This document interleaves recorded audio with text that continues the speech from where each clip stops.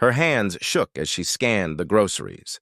The line behind her grew longer, voices impatient, eyes judging, but no one knew what she had gone through just hours before. No one, except the stranger who decided to step forward. And what he did left the whole store silent. It was a chilly morning, the kind that makes your breath turn to mist.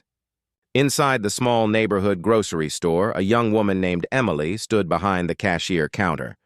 She wore a faded uniform, her name tag slightly bent, and a tired smile stretched across her face. Emily wasn't just tired. She was exhausted. Not from the work itself, but from life. She had been juggling too many battles at once. Her mother had fallen sick. Medical bills piled high on the kitchen table, and rent was already late. She barely slept, working double shifts, and when she did sleep, worry stole her rest.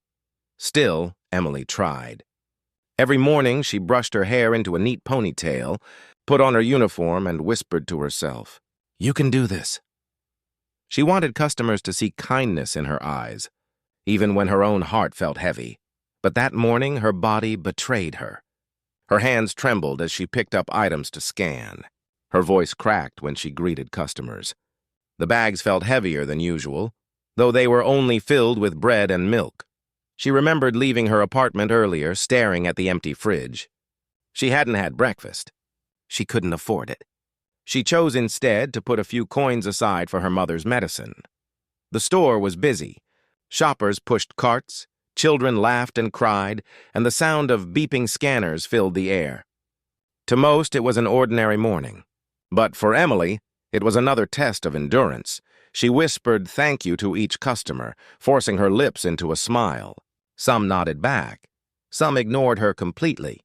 And with each indifferent glance, she felt smaller, more invisible, yet she kept moving because she had no choice. Quitting was not an option. Falling apart was not allowed. She told herself, just make it through this day. But she didn't know that this day was going to change her life forever. The line at Emily's counter grew longer. A woman tapped her foot impatiently, a man sighed loudly, and a teenager rolled his eyes as he checked his phone. Emily tried to move faster, but her hands shook, and she dropped a jar. It shattered on the floor. The sharp sound made the whole store go silent.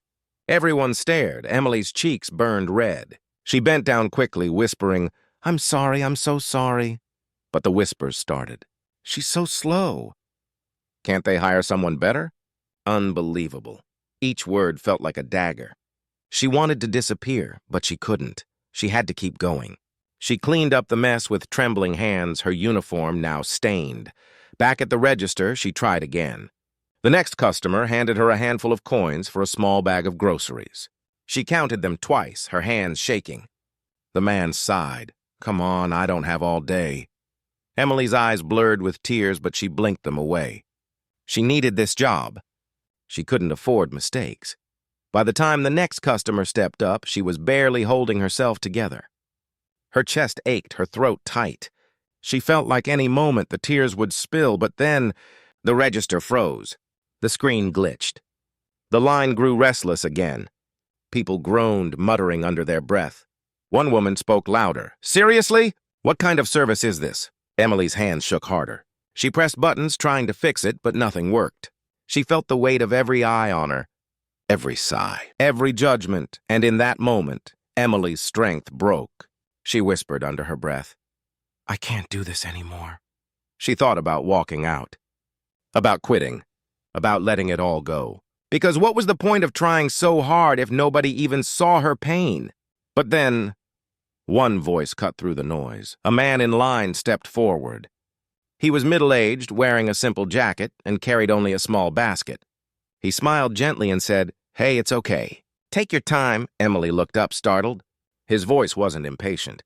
It wasn't annoyed. It was calm, kind. He walked closer and whispered, "Breathe.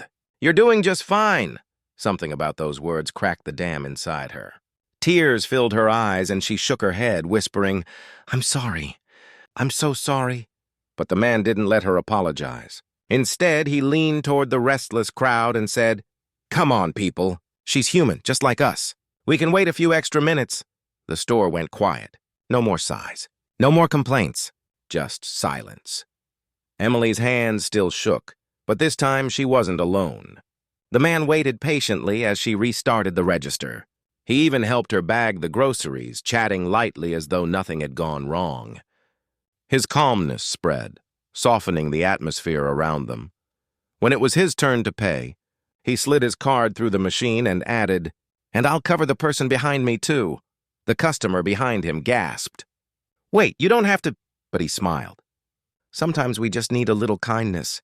Emily's tears finally spilled. She tried to thank him, but the words wouldn't come. She could only whisper, "Thank you, thank you." Before leaving, the man placed a small folded note on the counter. She picked it up after he left.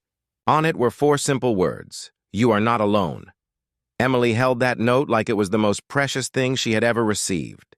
For the first time in weeks, she felt seen. She felt human again, and that small act of kindness gave her the strength to keep going. Sometimes the world can be cruel, and people's struggles remain unseen. But one kind word, one gentle gesture, can change everything. We never know the battles others are fighting, but kindness costs nothing and means everything. So be the reason someone finds hope again today.